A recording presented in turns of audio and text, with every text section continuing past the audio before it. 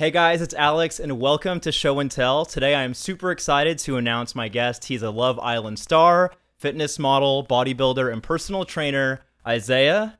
Thanks for coming. Thanks for having me, bro. Dude, it's been a minute. When's the last time we hung out? Dude, hung out was when we were doing your app stuff. But Yeah, true. actually seeing you was at I think Tiger Lily's birthday. Birthday party. Yeah, Yeah, another Love yeah. Island star. Yeah. So, Dude, so how have you been? good, dude. Been really busy. LA life is just very chaotic, and you're Yeah. all over the place. But I just been elevating ever since I've gotten here, and it's been pretty good. So just getting more and more busy.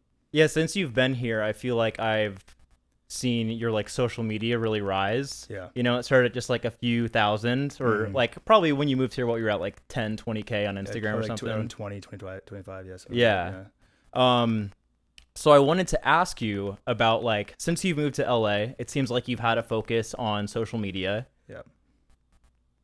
What have you kind of learned along the way in becoming a fitness creator? Because I've seen some of your content and some of it's I see some trends that are developing, and when you stick to those trends, you see compounding success because people get used to that form of content. So what has it been trial and error, finding your way in the social media world? I think in general, I've struggled with staying consistent in one realm. Okay. I think mostly because I'm trying to rebel or adopt social media. I'm kind of constantly going back and forth between those two. Yeah. So, and also too, I wasn't the best when it came to coming off the show and utilizing my social media. I think that when I got off the show, I was a little just rebellious in the sense of screw social media. It's just a lot of emotional and a lot of people coming at you. I was just getting overwhelmed. So I was let's just get off of it for a little bit. And that was not a good thing for me to do. But I've realized that throughout the years of me trying to be successful or not even trying and it working is just me being authentic and consistent with my personality. And so I'm realizing now that I'm okay, social media is not going away. I need to adopt it if I want to be successful in at least that realm of things. And so it's best to stay consistent with a form of content that it resonates with your audience. And so in the sense of I would go back and forth throughout the years of modeling stuff or just lifestyle stuff or Love Island stuff or fitness stuff. And that doesn't resonate with your whole audience. Only one might. So I wasn't finding much success. But now that I'm just focusing on fitness stuff, which is more skits, more stuff that's relatable to people in the gym, whether it's a client or a trainer.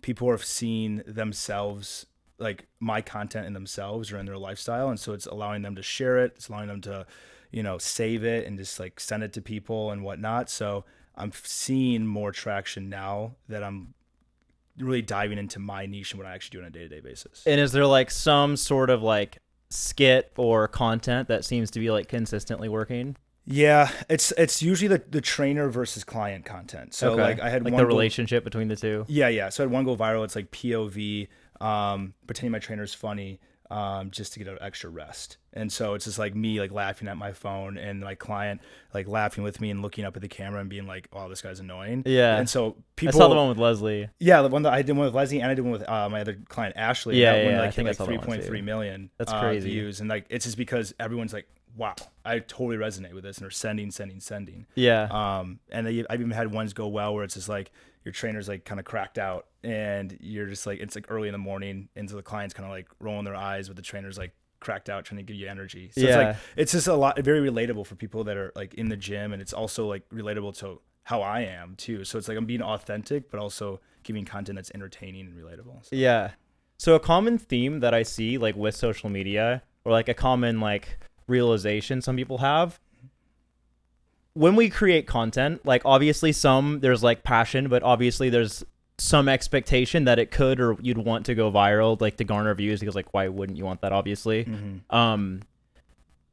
Has there been the stuff that has succeeded, was that expected, or did some kind of catch you off guard? Because I know for me and a lot of other people, you can think this one idea is gonna explode, you can perfectly execute it, at least in your mind, and then it doesn't do that well, and then you post something as like an afterthought and it explodes. Have you had that similar theme, or have you been pretty purposeful in what's been like executed and like performed well? No, it was exactly what you said. Like, so that one that went viral, that's 3.3 million. That's what got me to be like, oh, I should adopt this. So like I was doing videos of the girls I was training and doing clips of like their workout, and that wasn't really going that well. And I'm like, randomly with Ashley, we're like both hungover, like at our training session. We're like, let's just make this little skit and throw it up. And we just threw it up, and it just boom, boom, boom, boom, climbed. And I didn't even like do a collaboration with her because she has like 1 point some million followers. And so like people would be like, oh, it's because you collabed with her. I'm like, no. Yeah, it's like organic reach. I just tagged her, and it's my page, and it just climbed. I'm like, well, clearly this is working. So might as well keep doing the same exact thing or something similar with that regard. But it's interesting though, even between the different platforms, because every platform, there's so many platforms now, but every platform, there's like a different way to attack it. And so I think on Instagram, I'm starting to adopt the thought that one, I do want to grow, but it's also like kind of like a resume. I kind of see it as, because a lot of people go to Instagram as like this place of, whether it's like looking for talent, like modeling talent, or it's a place of like just looking, like kind of validifying people. And so I kind of do both. I put like what my actual work is, like when it comes to like modeling and also like fitness content, like I know what I'm talking about, but also stuff that's gonna like obviously go viral. Hopefully. So you were talking how like each platform is different. So are you posting different content across, like, I don't know what all platforms you have, but I'm assuming you also have TikTok and maybe you have YouTube Shorts? Yeah, so I have so YouTube Shorts I need to get more into, but I have TikTok, also something I need to get more into, but I would say that I've invested a lot of time in Snapchat. And so Snapchat also too gives you an incentive, like they incentivize their creators because they have the highest like paying creator like payment form or whatever. So and that one you don't have to be so diligent with your content. You can just really post your day. And so just a bunch of like if I go to events or if I go to whatever, I just make a story out of it and just don't think too much of it. So I just post all that stuff that I would never even post in my Instagram stories or like even a reel. And then also too, like I've gotten on this new platform called Ultraviolet, and it's I've never heard of that. Yeah, it's really new. But it's basically kind of like similar to a Discord, but it allows for me to hub clients there. And I can provide workout programs. Like when they ever join my club, which is literally $10 to join the club, but whenever they join it, they get a free 4-week workout program and a free nutrition guide. Oh, and cool. So there's like an incentive. Yeah, and I release workouts like every week. So it's just like a place to build community. So it's like on that, I'm obviously going to put different content, more valuable content for the people that are part of my community. Yeah. So yeah, it's just like you have to really understand what works on each platform, which can be a lot, but can eventually, I think, over time be rewarding.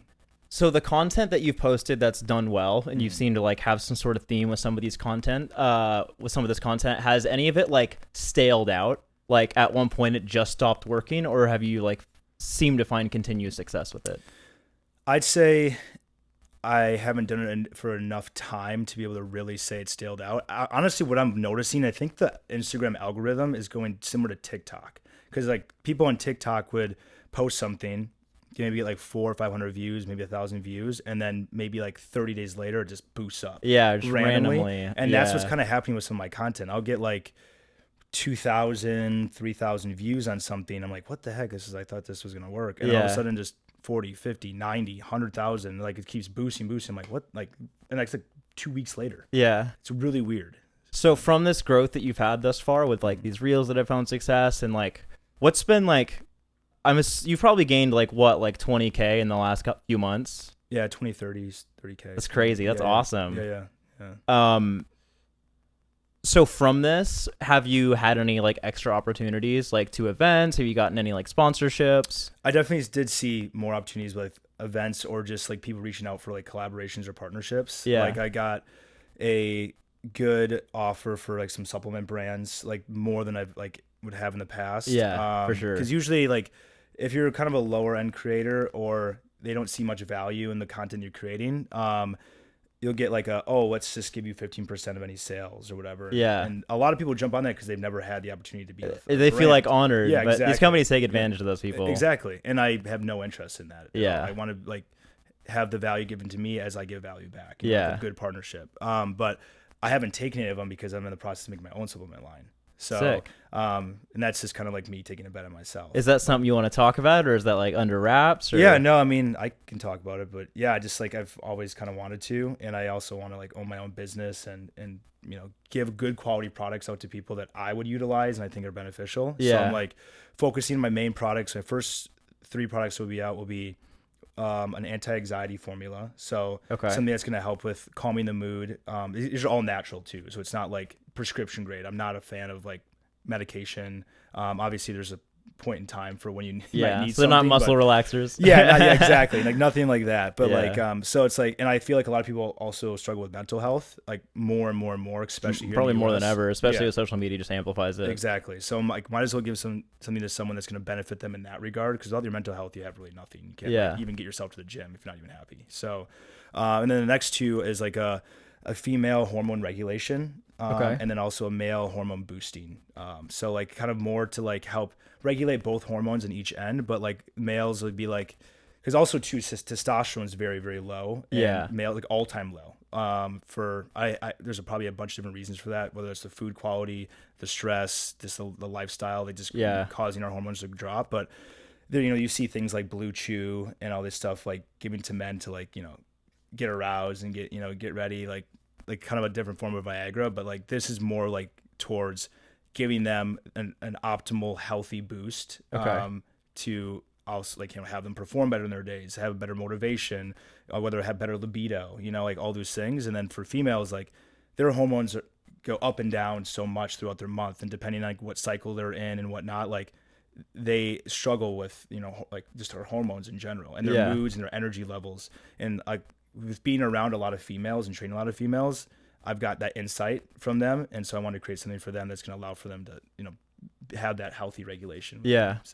So is there like an ETA on when this is all coming, or? So I mean, I have these all picked out, obviously, all the whole concept and everything, and the name and all that stuff. It's just I'm assuming within the next like month I'll have product like readily available. Nice. Get some samples or something. Yeah, exactly. So that's the kind of the goal. That's super exciting. Mm-hmm. So this is kind of like reverse order because we've like already talked about social media a little bit, but I want to like rewind and talk about like what got you into fitness and like to begin with. Yeah. Oh, it's a long, it's a big one. Can I tell them about my story about Cushing's and everything like that? You can say whatever you want. Yeah. Okay. Longer story, but basically, like I was always like a very good athlete my entire life. Very small kid, like 65-pound running back in like 5th grade or 8th, 7th grade or something. You played football growing up? Yeah, I was always like 3-sport athlete, like played year round and whatnot. But I was like tiny, skinny little dude. Yeah. And then I got to going into my freshman year of high school, and I started getting a little thicker. And also getting more fatigued, which was the main factor that I was focusing on, because I could run for days during like any sort of prior to this. Yeah, prior to this, I was like playing the entire game of a basketball game or something else. Like I just never got fatigued. Yeah. And then I started getting fatigued. I'm like, this is a little weird. Obviously went to the doctor because I'm very proactive about my stuff. So when the doctor, he's like, oh, you're just a growing boy, whatever. Okay, well, it got worse. I started getting a little more thicker. And, I'm wanting to grow because I'm kind of short at this. I'm like 5'5", 5'4", something like that. So I'm going to high school. I want to grow and be a good basketball player. So I'm like kind of idealizing this idea that like, okay, I'm growing. But I got more and more fatigued, and that wasn't, playing to my benefit. Like I was getting to the point where I was going up and down the basketball court one time. I mean, this like shot, like absolutely shot, like couldn't even go up and down again. And like, this is not okay. So I kept going to the doctor, and he kept saying, you're a growing boy. And then eventually you got to the point of saying, well, now you're pre-diabetic and you have hypertension. You need to stop eating so much. You need to stop whatever. I'm like, dude, I'm a 3-sport athlete. This can't even be real. Like I might be young, but I'm smarter than this. I understand like this makes no sense. And then got to golf season because I was a big golfer. And, I was just like this 5'6" little chunky kid, made like nothing like I ever had in my entire life. Made no sense. It went fast. Okay. And so these differences were like from the outside were like very observable. Yes, very observable. Okay. And then I got to summertime, and I was running with like 2 sweatshirts on, 2 sweatpants. Like would run a mile, and I'm telling you, I'm not even kidding you. Like I don't run that far, like maybe like 3 miles at a time. Running a mile back then was as hard as it would be for me to maybe run like 15 miles right now. Like That's crazy. That's how hard it was. So I'd get back to like after running a mile and just have my hypertension was so high, like high blood pressure, that I would just see stars or black. And I'd like be in the shower and I'd just like trying to like regroup myself or whatever. And I just knew there was something like obviously clearly wrong with me. Couldn't even lose a pound. Yeah. And that's pretty shocking. Yeah, exactly. And I just kind of said, screw you to the doctor. Because I had found my diagnosis online, thinking I did, Okay. So I'm like WebMD'd it. Yeah, just like everything, just like diving into everything because I need to fix this, Yeah. And then like I'm dying in 4 days. Exactly. I'm seeing all these things. I'm like, I got to figure this out. Otherwise, my life's not going to be long or good. Yeah. And so I said, screw them. And I went to endocrinologist and they did a urine analysis on me. And what they were testing for was my cortisol levels, because I told them I think I have this disease called Cushing's disease, which is basically a disease that causes your cortisol, which is your stress hormone, to be like way elevated. So if like normal people get a test in the morning because your cortisol is highest in the morning, you might be between, I mean, I could be wrong, but like between like 10 and 20, something like low. Like if you look at a blood test or whatever, it's like between like 10 or 20 something. Well, mine was at like almost 300. Okay. So way like out of this world. Like way out of reach. Pumping stress through my body, which is causing all these issues. And the crazy thing is I took many blood tests and the blood test came back normal every time. Like that just shows how also messed up the medical field is. Yeah. Like you can think you're going to get a blood test and be like, oh, I'm actually healthy. No, screw that. Definitely always you gotta trust your gut, trust what you feel like, and you have to get multiple different like tests. So I did a urine analysis and it came back like with what my actual level was, which is like 290 something. Okay. Which is insane. Like crazy Clearly number. I have this disease now. And then so they transferred me to Children's Hospital, and I'm so grateful and blessed that the journey I had there, because I've heard other stories about people with this and it's not as simple. But essentially what it was, at least the theory at first, was that I had a tumor on my pituitary gland in my brain. And so thankfully that actually was the case, because I got to find where the problem was coming from. The root of it. The root of it sounds really scary though. Yeah, it is. Yeah, it's pretty. It's kind of nuts. So I had a smooth process, like multiple tests, obviously, and then they had to do MRIs. They had to do like different tests to test my levels in my brain, all this stuff. But long story short, I had brain surgery. They went through my nose, so I have no scars on the outside of my brain, and they removed that tumor. And knock on wood, and thank to God that I'm totally fine. So it was like 100% successful. Yeah, I mean, as of now, that's crazy though. Like, yeah, can these things like come back, or like, are you like at a risk factor for that, or? Honestly, I think it's a whole nother thing, but I think that your mindset plays a way bigger of a role of something coming back, and I never think about it, and I just think I never get sick because I just don't believe in that you can get sick unless like you actually do get sick. So like, I just think that your mindset just really like it's proven. That's why placebo is a thing. Like people they can believe themselves into sickness or believe themselves into health. And so I think because I have a positive mindset in that regard, that I just don't believe that's going to come back. I think I'm totally fine. And it was also a benign tumor. It was like, it's nothing like that was like cancerous or anything like that. Yeah. So I'm not concerned about cancer. But I think also to wrap that all up of like, to answer your original question of how I got into fitness, was that during this period of time, it stunted all of my growth, all my puberty progression, and it was impossible to gain any muscle or lose any weight. Okay. So you were just like fat. Yeah. Yeah. And my doctor said I couldn't have this disease because I came back and I lost 1 pound, but it was because I was driving myself through hell and like running with sweatshirts on in the summer and blacking out. And I defied basically science and just like lost a pound by the time I came back. But, like to not have to work so hard and not have the ability to be able to like make any progress is like the most defeating thing in the world. And so when I got out of it and I got into college and I wasn't playing like basketball anymore, I went right to the gym and I made the craziest gains because I was doing like 2-a-days and just going hard. And it was just so addicting because I knew what it was like not to have the ability to be able to make any gains. Yeah. And so it's like, yeah, that just got me hooked. And then also too, like after my disease, which was, I got cured when I was a sophomore in high school, but it took me like maybe 6 months to go back to looking normal, but I looked like I was 12 when I was 18. Yeah. So like when you had this operation, were you like back to 100% like overnight, or like what was? No, Okay. no. It's like, you mean, obviously your body had completely changed. So you have to go back. You have to like, I had to go on hydrocortisone, which is basically to give myself cortisol to be able to not like wean off too fast. Okay. You know? Like it's like if someone had a drug addiction and like they're really bad, like they're gonna still give them the drug to wean off of it so they don't go into like withdrawals and die. You know, so like that was kind of my thing. So they weaned me off a little bit. I didn't really listen too much. I mean, like literally 3 weeks later, I went and played a competitive round of golf for high school, and they said I couldn't get out of bed for like 2 months, but literally 3 weeks later I went and shot a 79. Yeah. Was, like articles written about me and stuff. Really? Like Is that, I mean, guessing, I don't know golf that well. I'm guessing that's pretty good. 79 being a sophomore in high school is good regardless. Okay. Coming off of brain surgery and not being able to get out of bed for 2 weeks is pretty nuts. Yeah. Sounds like it. Yeah. So that was cool. But. So you get like super addicted to fitness because of like, I mean, it seemed like you already cared about it, but that just like reinvigorated and like reinstated this like love for fitness because like the appreciation you have because like nothing was working before. How does that, what's that transition from like that to like personal trainer? Yeah, so I mean, in college, just became addicted to it, and then I always loved science in high school, so I went to like college thinking I'm going to be a doctor, you know. Okay. And I soon realized that I don't want to spend 16 years in school, so then I found this like path of nurse anesthesia, so like a nurse anesthetist, what they're called. And so I was like, I want to do that. At school, I shadowed one. I'm like, this is awesome. They make a lot of money. You don't have to go to school for too long, and it's great. So I transferred over to nursing school, and absolutely hated nursing school. Like hated it. Like I was a great student my whole life, 4.0 in high school, like 3.9 in college. Got to nursing school as like a 3.0, which is horrible for me. Okay.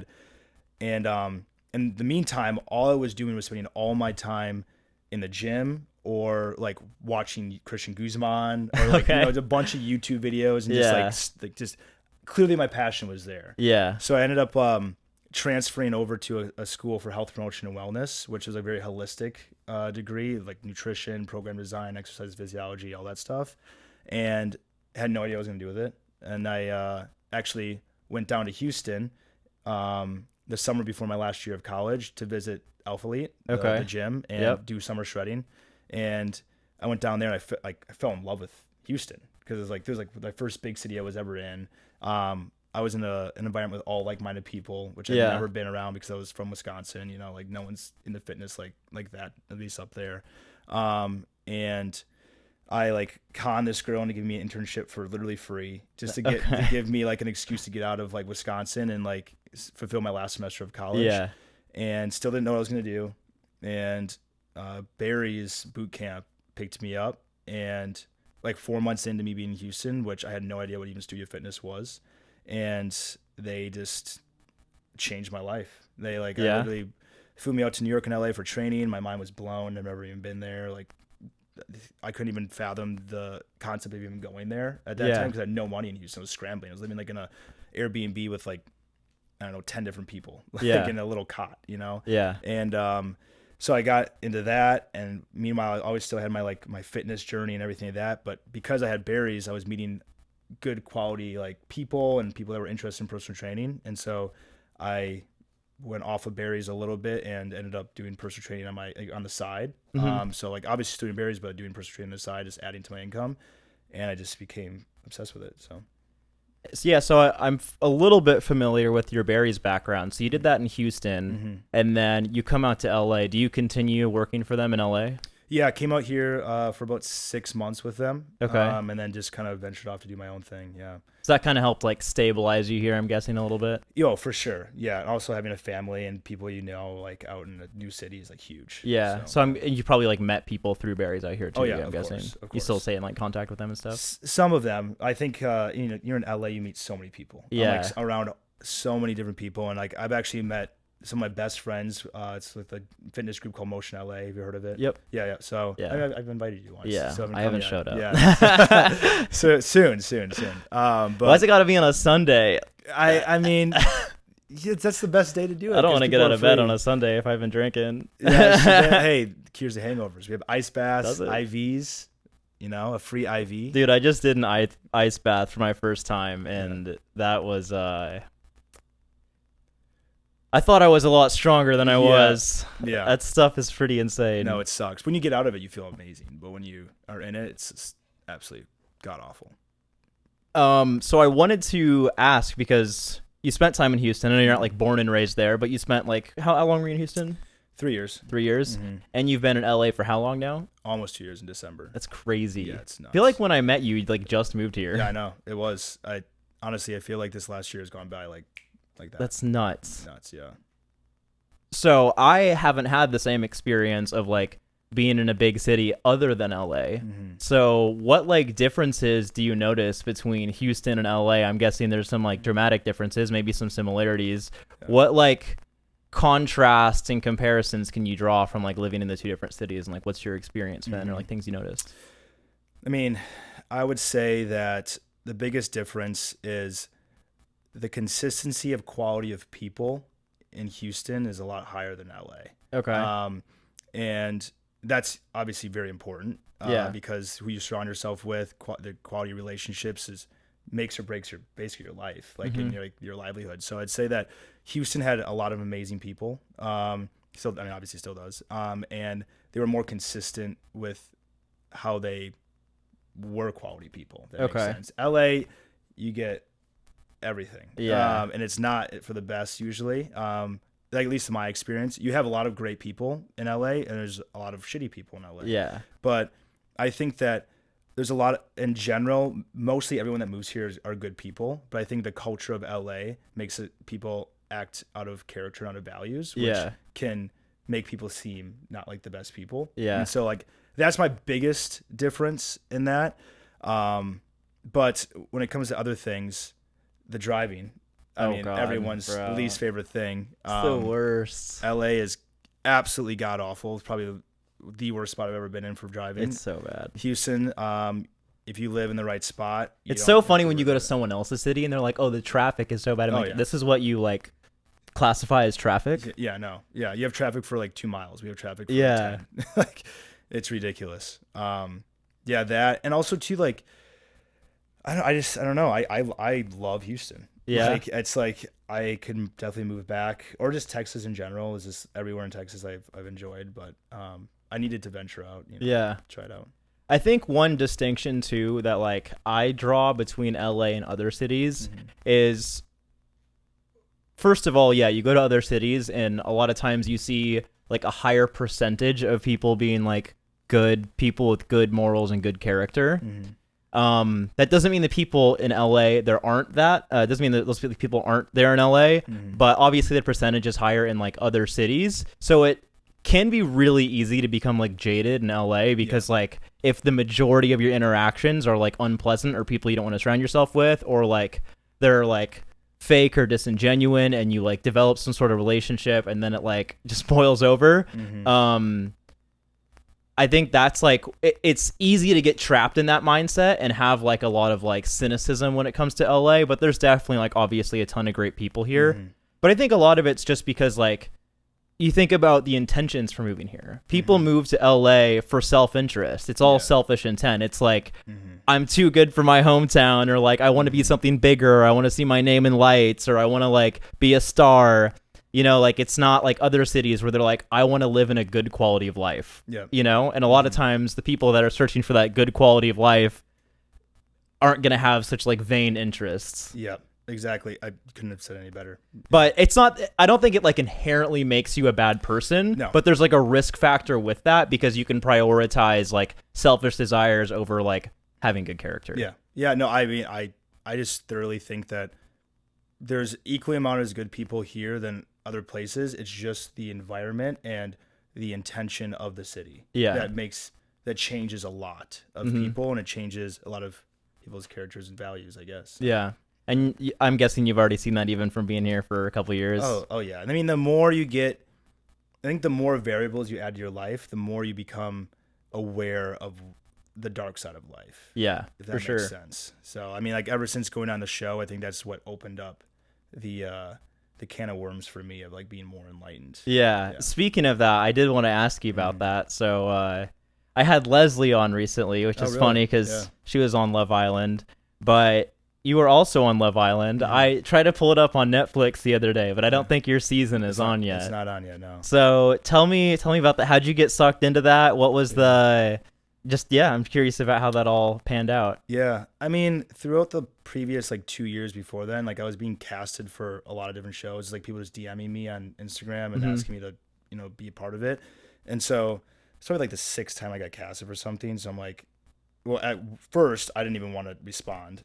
Second, I was out on St. Patty's Day, like drunk, and my friend took my phone and was like, you need to do it. And so I went into every interview just like not caring at all. Yeah. And I think because I didn't care and I just kind of just was lackadaisical, they loved that. Okay. And so before you know it, I'm, 2 or 3 interviews later, I'm like in Hawaii. That's where they film it? Yeah, it was like, that was where our season was. And yeah, I mean, I like to live my life not regretting the things I haven't done. Obviously you're going to regret things you do like every day, you know, but like, I don't want to regret not giving myself an opportunity for something or not trying that one thing I want to try and stuff like that. So that's why I ended up doing it. Yeah. So how was that like experience overall? For me, I don't think it wasn't as good as I expected it would have been. Okay. Not to say that it's like that for everyone, because some people have amazing experiences. I think for me, I think also too, going back to the LA thing, people in LA have an advantage going on things like that who have been in LA for a while, because they understand how things work. You understand how entertainment works, the mechanisms. Yes. Yeah. Being from a wholesome environment and very like grounded and not so like understanding of the scene and entertainment didn't allow for me to really portray myself or like really enter the show with the right mindset. Yeah. If that makes sense. But for me, it's just like I didn't have the best vibes with the guys when I was on the season. Okay. And then the girls, I just didn't end up finding a connection with any of the girls. And so that obviously doesn't help my scenario in a dating show. Yeah. And I was also just like, obviously overwhelmed in an environment where there's a lot of cameras. You have no stimulus from like your cell phone, like no outside world stuff. That's crazy. You know what time of day it is. It's pretty nuts. That is nuts. And so I think it was just a combination of a lot of like not the best scenarios for me that didn't make the best outcome for me. Okay. But I'm still very happy I did it. And some of the guys that were on the show, and even girls that I wasn't even on the show with, but they were like later on this season, like I've made good friends with, like Leslie being one of them. Yeah.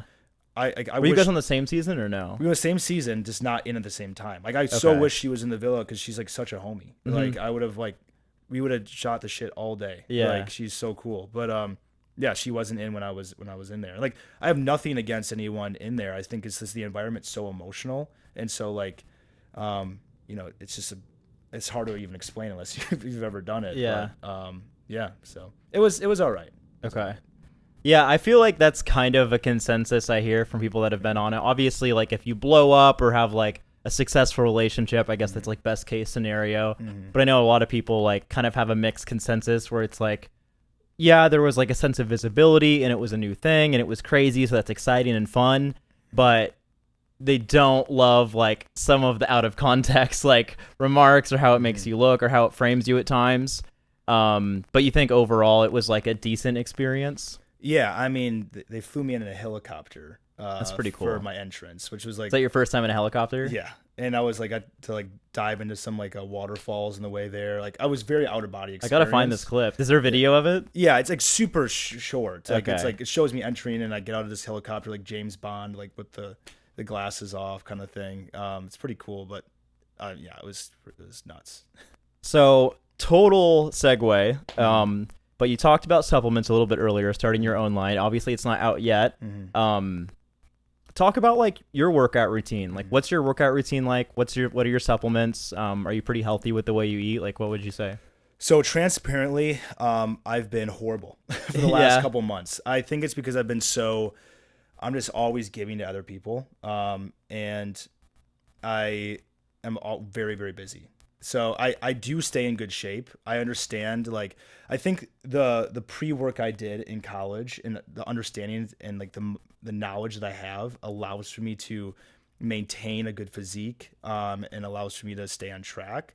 But when it comes to my workout routine and my nutrition, it's not been the best. And so, but I almost kind of invite that like in my life a little bit to understand other people. Cause like, I think there's a lot of coaches out there that speak on how to lose weight. They've never been fat. Yeah. A lot of people like speak to women on how to, get through certain times when they don't understand hormone regulation. Like I think that what's beauty about like my journey is that I've been fat. I've also been very skinny, not having any muscle. I've been on like a journey where I've been super diligent, done physique shows. I've also been in this path where have zero time to have any sort of allocation to my like health and fitness, even though I still get it in, but like not as like I used to. So it allows for me to make more empathetic recommendations to people. Okay. And I feel good about what I'm saying to people and helping them because I don't feel like a fraud. Like, cause I understand. So, but lately it's not been great.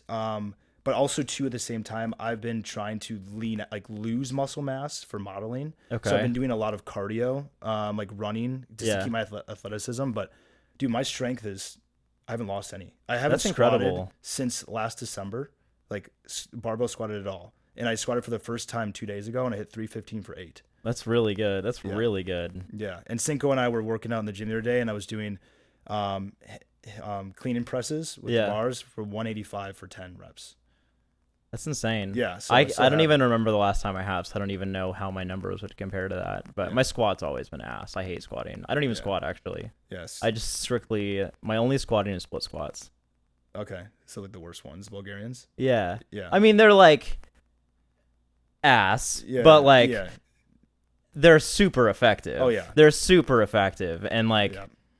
I don't know, just like loading up the squat rack, and I always like find some way to like hurt my wrist or hurt my back when I do squats. Yeah. Like I can have fine form, but like some shit just never feels good. Yeah. And like split squats are like miserable, but I'm not in pain. You know what I mean? I'm not like in like I mean, I guess it's discomfort, but like it doesn't feel like I'm like breaking some shit. No, of it just course. Feels terrible. Yeah. I mean, honestly, I would put split squats probably top 5 exercises. If you could only have 5 exercises, probably be in that top 5. Yeah, for sure. I've been doing like split squats. I do them like single-handed. It helps me balance better. Yeah. Do them like single-handed or single arm, whatever that would be. And then like a drop set after just body weight. And it's insane like the low amount of reps I can do after holding a weight. I can only get like 6 reps after dropping the weight. I do that for my it's clients pathetic. all the time. Yeah. What are you using for your weight? I've been doing them at 24 Hour Fitness, and like it's a shit show there. Yeah. So it really depends on like what dumbbells are next to me. So I'll do anything from as light as a 45 to as heavy as like a 65 or 70. Nice. Yeah. Ready to get that up. Yeah. My coach used to have me doing 270s. 270s in each hand. Yeah, it's pretty crazy. Yeah. That's what's CrossFit days. But my legs were like pretty small, so they've been a growth. Been growing the last few months. Yeah. Really, volume's just been the answer for me. Yeah. Well, you just stay lean. Like your aesthetics. Yeah. Like you're not like necessarily like powerlifting. Yeah, for sure. That makes sense. Sure. Let me check how much time we got. And then I wanted to ask you, what was I going to ask you about? Yeah. So you talked about like that your diet right now is not optimal, nor your workout routine apparently. Work-life balance. I want to talk about that because I totally agree with you about what you said about like people giving advice who've never been fat or they've never been skinny. And like, I don't know if I was like the same degree as like chunky as you, but I've definitely been on both sides. Grew up super skinny, was one of like smallest kids in my class. When I started working out, I was the smallest out of all my friends.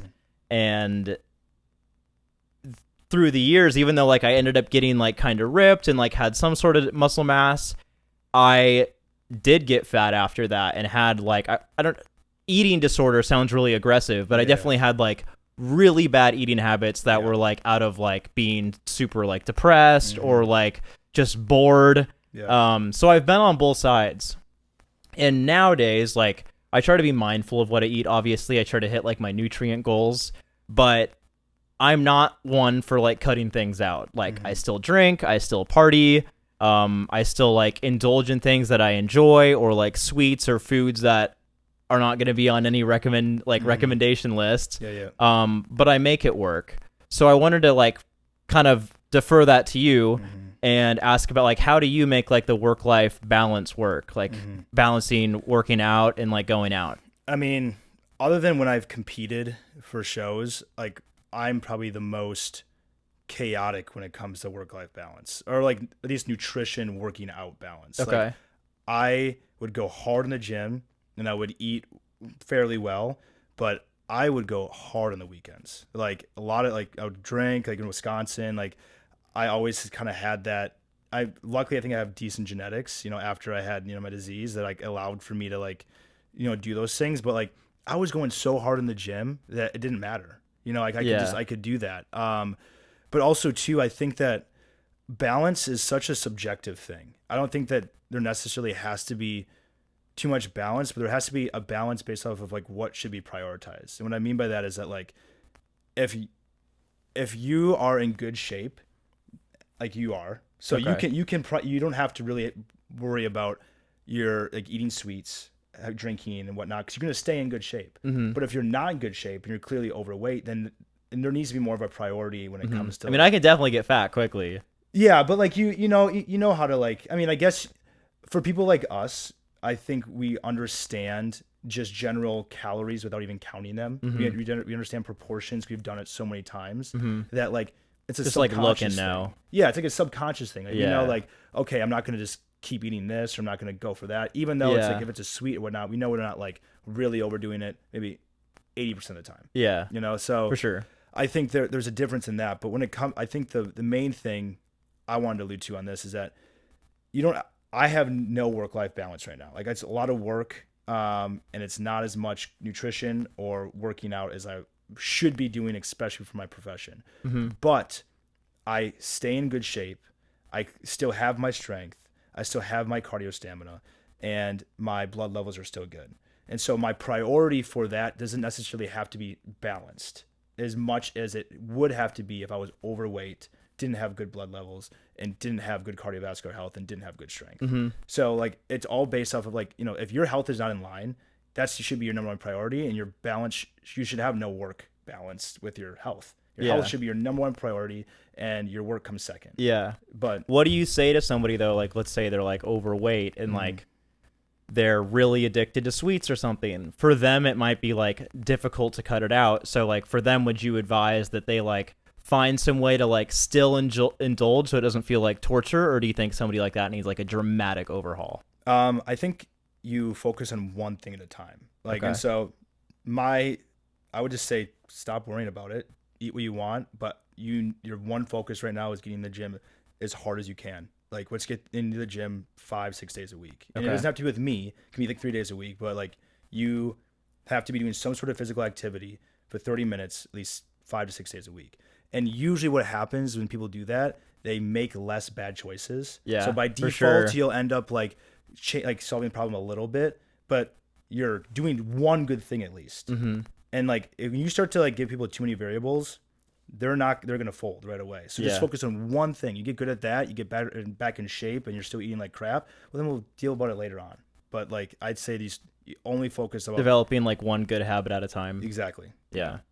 It definitely has like a compounding effect, and like it's crazy because like even you might go through this, I definitely do, but like sometimes I get like so out of rhythm that like you question yourself or like lose your self-confidence or like compare yourself to others. And like really all it takes to change that is just like getting on the right cycle and doing one thing at a time. So it could be like going to the gym every day. It might not be like the best workout, but just having the satisfaction of like a personal achievement every single day is only going to make your day better, especially on like a shitty day where like you have adverse things happening, but every day it kind of gives you that sense of stability and grounds you and be like, no, I did this shit. Like even through like thick and thin, I still have something to be like proud of. Exactly. Yeah. And I think that it's easier for most people to stick to being consistent with workouts than it is with nutrition. Nutrition is very, very hard because you're constantly like having to, in your brain, not do something. We're all like children at heart. Like your parents tell you that don't do that. All you are interested in doing is that thing. For sure. You know what I mean? So like if you keep telling yourself, don't eat that, don't do that, all your brain's going to think about is don't do that, or maybe I should have that. I'm more enticed to have that. And so when it comes to working out, it's just like an actionable thing. You're not thinking about don't do that, you're like thinking, I'm going to do that. So it's like, for some reason, how our brain works, that's just it's easier for us. You might as well start with the easiest thing and get good at it and make it sure it's consistent. Yeah. Well, I think that's gonna wrap up Sweet. our little chat. Yeah. Thanks for coming. Where can Absolutely. people find you if they want to learn more? Instagram, like basically every handle is at Isaiah Harmison. On Instagram, TikTok, Snapchat, basically everything. And then the supplements are coming out soon. It's called H3. Oh, you already have a name. H3. H3. What does it stand for? So got this from my Motion LA boys. It's kind of like a thing we talk about, but it stands for happy, healthy, and horny. Nice. And if you have two, you always have the third.